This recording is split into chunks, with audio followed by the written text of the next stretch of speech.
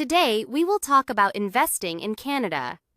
In today's video, when to start investing and what strategy to choose. One size fits all solution doesn't exist. Investing with Wealthsimple, pros and cons. Investment ideas. What is better, ETF or individual stocks? Saving ideas. Best credit card for travelers. There's still time to apply and get great bonuses. Welcome to Money Talks Canada. I'm Alex. As usual, we will share some tips and tricks how to save or earn money in Canada. When to start investing? What strategy to choose? Simple answer. Start as early as you can. The earlier you begin, the more time your investments have to grow, thanks to the power of compounding. But here's the more important question. What strategy should you choose? Your strategy depends on two key things: your risk tolerance and your investment horizon. Let's say your goal is to save for retirement or even retire early. Naturally, a 25-year-old has more flexibility and time than someone in their 50s. Younger investors can afford to take on more risk and often focus on growth strategies. Meanwhile, those nearing retirement tend to shift toward conservative, income-focused strategies. Investing with Wealthsimple. As we mentioned in a previous video, one of the best investment platforms for beginners in Canada is Wealthsimple. Sure, it's not the best of the best. There are a few other great brokers in Canada, like Questrade, Moomoo, and Interactive Brokers, just to name a few. You can find countless reviews and comparisons online, and I don't intend to do a deep dive myself right now. In my opinion, the perfect broker doesn't exist. Each one has its own strengths and weaknesses. That's why having accounts with multiple brokers can be a smart move, allowing you to take advantage of the best features each platform offers. For example, if you're planning to invest in the US stock market, all the brokers I've mentioned provide access. But here's the catch. Wealthsimple and Questrade charge a steep foreign exchange fee of around 1.5%. So if you invest $5,000, you'll pay about $75 just to convert your currency. Many people suggest using what's called a Norbert's Gambit to get around this fee. While it is possible with Questrade, it's not free, takes time, and is more complex than a direct conversion. If you plan to invest regularly in US or international markets, Interactive Brokers might be a better choice. They charge a very low commission for trades and offer significant savings on currency exchange. IBKR's FX fee is just a flat to United States dollars. Now, let's go back to Wealthsimple. I opened my account with Wealthsimple a few years ago, and I still believe it's a good choice. Of course, no platforms are perfect, so let's talk about the Wealthsimple's pros and cons. I like Wealthsimple because it has no trading fees, no maintenance fees, no minimum deposit. Wealthsimple is easy and simple to use, offers fractional trade, easy dividend reinvestment. Wealthsimple is a complete financial ecosystem. You can open different accounts to invest in stocks, ETFs, or crypto. Open a cash account to manage your day-to-day finances. Use tax preparation software, and more. Why I say it's not perfect? Because it has no advanced features, not well designed to trade US stocks. Information on stocks is limited. You can't buy GICs or bonds. If the points mentioned in the cons are very important to you, it's better to consider other brokerages like Questrade or Interactive Brokers.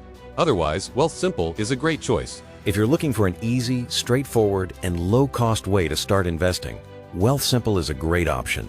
Account opening process is pretty easy and straightforward. Take advantage of the $25 cashback Wealthsimple gives you when you open an account. Just click the link in the description section of this video. Create your profile and follow all instructions. Later, you can download Wealthsimple app and use same password to log in. Now, time to talk about some very important decisions that you need to make during your account opening process. First, you have to decide which type of account you want to be making your investments in. If you prefer to manage your investment by yourself, choose self-direct investment, also known as DIY investing. Second, you have to choose between non-registered and registered accounts such as TFSA, RRSP, or FHSA. The advantage of using register accounts is that any investment income you make is not taxed, and that helps your investments grow faster because they're not reduced by taxes.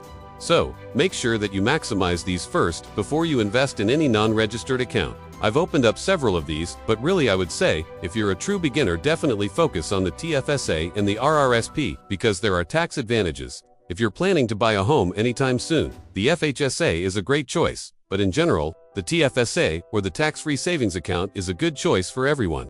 If you later decide you want an RRSP instead, or on top of your TFSA, you can always transfer your funds from your TFSA to your RRSP. Once your account is open, the next step is to deposit money into your Wealthsimple account. There are several ways to do this. You can connect your external bank accounts, transfer funds from your Wealthsimple cash account if you've already opened one, or use Introc e-transfer. If you're depositing a larger amount, you'll need to use a transfer from a connected bank account, which typically takes 3 to 5 business days to process. Personally, I prefer Introc e-transfer because it allows you to deposit up to $3,000 almost instantly. Breaking news from Wealthsimple. At the time of making this video, Wealthsimple just announced an exciting new product, a credit card offering an impressive 2% cash back on all purchases.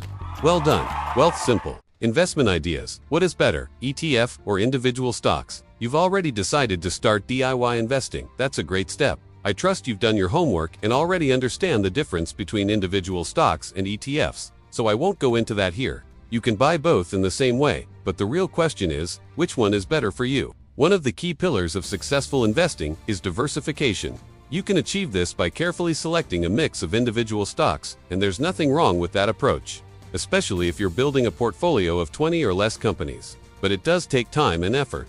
You'll need to research each company and keep an eye on their financial performance over time. When you are buying ETF, you're essentially outsourcing that work to professionals, and you pay a small fee called a management expense for that service. One big advantage of ETFs is broader diversification. For example, XIU, the iShares S&P TSX 60 Index ETF, holds 61 individual stocks. Many broad market ETFs include hundreds of companies across different sectors and geographies. Some actively managed ETFs even use more advanced strategies, like leverage or covered calls, to boost performance or generate higher dividend income. In my opinion, ETFs are an excellent starting point for beginners. They offer simplicity, diversification, and lower effort while still helping you build a solid investment foundation. What ETF I have or continue to buy? Today, I will reveal you 3 ETFs from my portfolio. First, XEII Shares S&P TSX Composite High Dividend Index ETF. The beauty of this fund for me is balance between growth and income.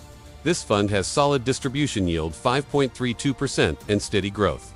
I keep buying this ETF regularly, not depend on the market, rain or shine. Second, HLIF Harvest Canadian Equity Income Leaders ETF fund invest in equal weight portfolio of 30 largest diversified Canadian equities, dividend payers.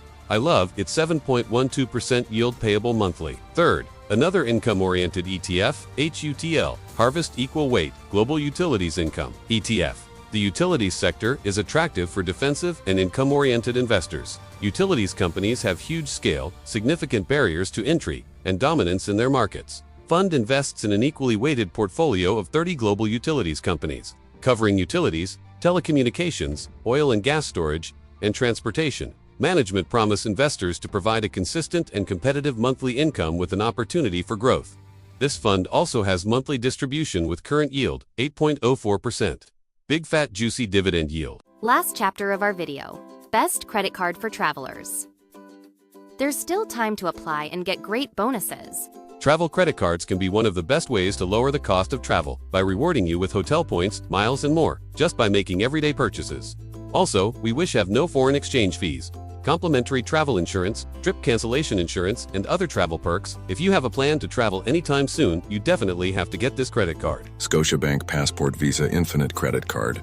Card offers numerous benefits. No usual 2.5% foreign transaction fee directly improves your budgeting overseas. Access over 1,200 airport lounges, including 6 complimentary lounge visits with the Visa Airport Companion Program, with coverage including emergency medical, trip interruption, flight delay, baggage, and rental collision insurance. The card provides essential peace of mind. Card offers other perks and bonuses. You could earn up to $1,300 in a first year. Annual fee is $150. But here is a way to recover this fee for the first year. Don't go directly to the bank's website. Instead, follow a link in a description and apply via Great Canadian Rebates. Unfortunately, our world is not ideal. Individuals who are currently or were previously cardholders of a Scotiabank personal credit card in the past 2 years are not eligible for the offer.